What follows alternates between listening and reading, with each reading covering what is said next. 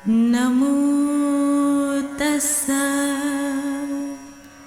भगवतो अरहतो सम्मा सम्बुद्धस्स। बुद्ध और उनका धम्म बाबा साहेब डॉक्टर अंबेडकर द्वारा रचित कालजयी पुस्तकों के इस रचना संसार में आपका स्वागत है। आप जानते हैं कि इस समय हम लोग बाबा साहेब डॉक्टर अंबेडकर द्वारा मूल रूप से अंग्रेजी में रचित ग्रंथ द बुद्धा एंड हिज धम्मा, इसका ये हिंदी अनुवाद आप तक पहुंचा रहे हैं। और ये जो हिंदी अनुवाद है, ये हिंदी अनुवाद डॉक्टर भदंत आनंद कौशल्यायन जी का है।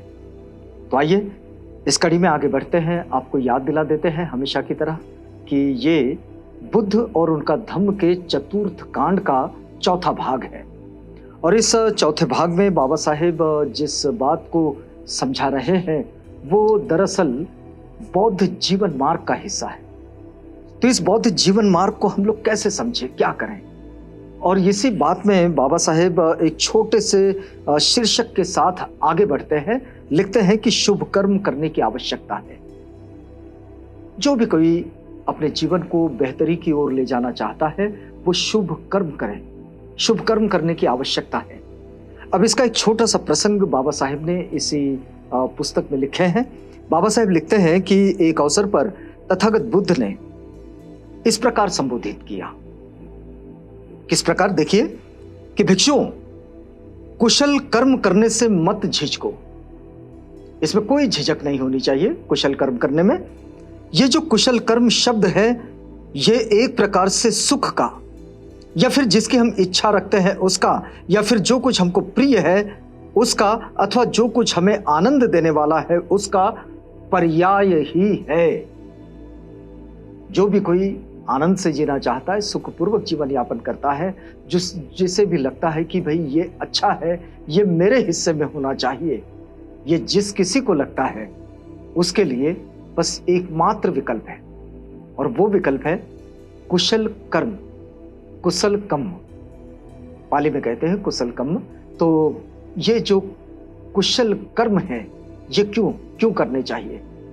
तो देखिए, जो भी सुख की चाहत रखता हो, आनंद की चाहत रखता हो, अपने जीवन को बेहतरी की ओर ले जाने की चाहत रखता हो, उसके लिए बेहद जरूरी है। अब इसे उदाहरण के द्वारा तथागत आगे बढ़ते हैं। तथागत कहते हैं, भिक्षुओं, मैं स्वयं साक्षी हूं कि मैंने स्वयं चिरकाल तक शुभ कर्मों के इच्छित, रुचिकर, प्रिय तथा आनंददायक फल का उपभोग किया है।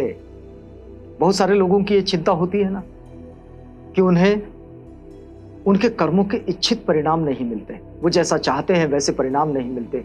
कई बार लोग ये शिकायत भी करते हुए मिलते हैं कि भाई हम तो इतना अच्छा करते हैं लेकिन हमें उसका अच्छा फल नहीं मिलता। बहुत सारे लोग ये भी कहते हुए मिलते हैं कि अच्छा करने का क्या मतलब है, अच्छा करने से कोई अच्छा नहीं होता। लेकिन तथागत स्वयं कहते हैं कि भिक्षुओं, मैंने चिरकाल तक जो शुभ कर्म किए हैं, जो अच्छे कामों का संचय मेरे पास रहा, मैंने उसी से इच्छित, रुचिकर, प्रिय और आनंददायक फल का उपभोग किया है। अब ये साक्ष्य तो स्वयं तथागत बुद्ध की है। आगे देखिए, आगे तथागत कहते हैं, ये बाबा साहेब लिखते हैं, तथागत कहते हैं कि मैं प्रायः अपने आप से पूछता हूं कि ये किस कुशल कर्म का परिणाम है, ये किस कुशल कर्म का फल है कि मैं इस समय इतना संतुष्ट और सुखी हूं। तथागत कहते हैं, मैं कई बार अपने आप से ही ये पूछता हूं कि मैं जो इस वक्त इतना संतुष्ट और इतना सुखी हूं, ये मेरे किस कुशल कर्म का परिणाम है। ये प्रश्न उनके मन में उपस्थित होता है। अब देखिए, तो फिर तथागत कहते हैं, जो उत्तर मुझे मिलता है वो ये है कि ये 3 कुशल कर्मों का फल है। वो कौन से 3 कुशल कर्म? तो तथागत कहते हैं, दान, शील और संयम। ये जो मेरे 3 शुभ कर्म हैं, एक तो दान, दूसरा शील और तीसरा संयम। मतलब संयम से जीवन यापन करना, शीलों में अधिष्ठित होकर जीवन यापन करना, और अपनी जरूरत का जो नहीं है उसे बांट देना। तो इस तरह का ये जो जीवन यापन करने का जो मेरा अपना तरीका रहा है, उसके कारण मैं इतना इस वक्त संतुष्ट और सुखी हूं।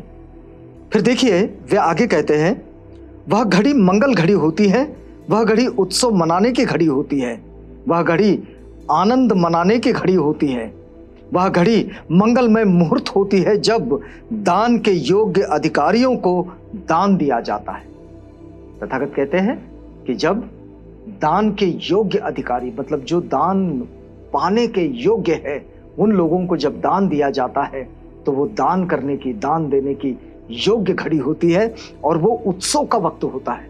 तथागत कहते हैं बहुत सारे लोगों की ये समस्या है कि उत्सव कैसे मनाएं, तो ये उत्सव की घड़ी होती है जब हम किसी को दान देते हैं। अब देखिए, जब शुभ कर्म, शुभ वचन तथा शुभ विचारों के परिणाम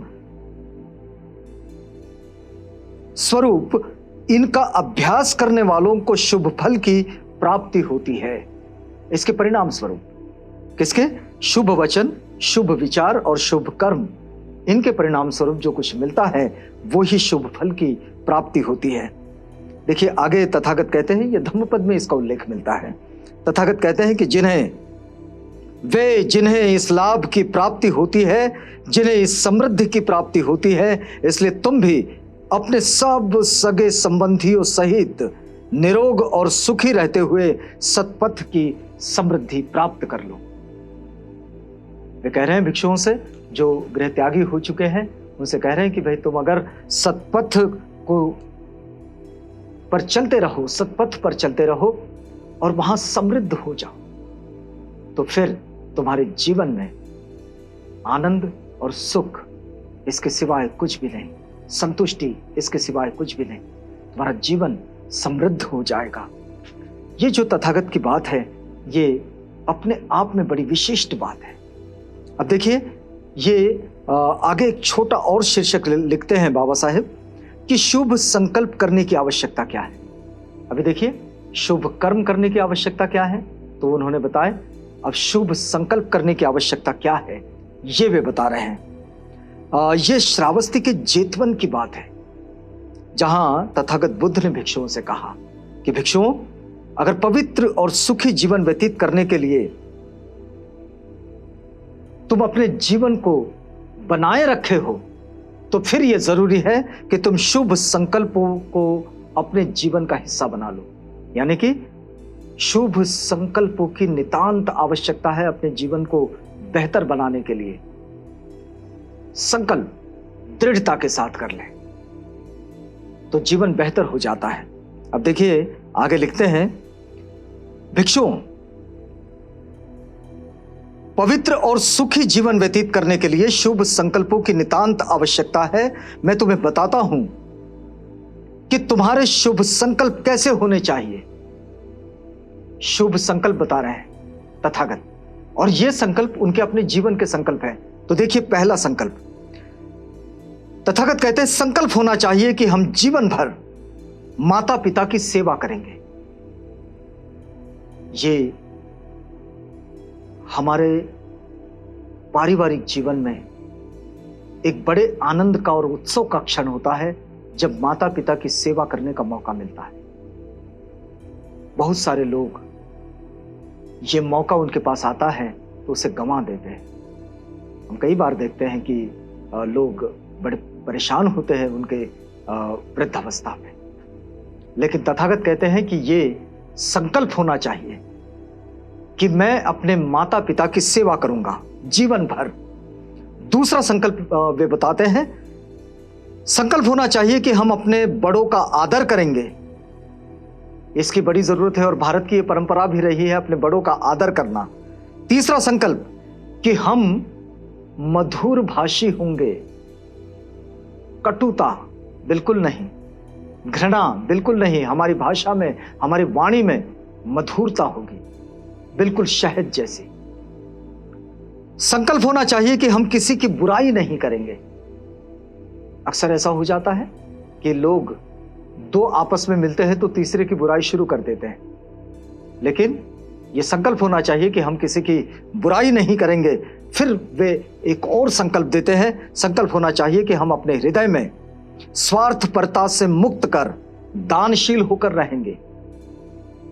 अपने हृदय में स्वार्थपरता जो है उससे दूर चले जाएंगे, अपने हृदय को उससे दूर हटा देंगे और दानशीलता में बने रहेंगे। और एक संकल्प तथागत कहते हैं कि हमें जो कुछ प्राप्त होगा वो हम दूसरों में बांट कर ही ग्रहण करेंगे। जो कुछ भी हमें मिलेगा, हमारे इस जीवन में जो कुछ हमारे हिस्से में आया है, वो जो हिस्से में आया है उसे हम दूसरों के साथ बांट कर ही उसे ग्रहण करेंगे। सिर्फ अपने लिए नहीं, अपने ही पास नहीं, अपने लिए नहीं, उसे सहज कर रखने की जरूरत नहीं, उसे सब में बांट कर खाएं। और संकल्प होना चाहिए कि हम जीवन भर शांत रहेंगे। यदि क्रोध उत्पन्न होगा तो हम उसे शांत कर देंगे। जीवन भर शांत रहने का संकल्प। और फिर एक और संकल्प तथागत देते हैं, और वो संकल्प है कि तुम अपने मन में जगह देने से और जिसके अनुसार आचरण करने से जीवन को सुखी और पवित्र बनाए रखने का ये संकल्प करोगे। अगर इन संकल्पों को अपने जीवन में स्थान दे दिया जाए तो फिर ये जीवन बेहतर और बेहतर हो जाएगा। सुख की आकांक्षा में जीने वाले प्राणियों के लिए ये बेहतर संकल्प है जो उनके जीवन को अच्छा बना देते हैं। हम यहाँ रुकते हैं इस वादे के साथ कि अगली कड़ी में आपसे पुनः भेंट होगी, जब हम बुद्ध और उनका धम्म की इसी बात में आगे बढ़ेंगे। तो तब तक के लिए हमें इजाजत दीजिएगा।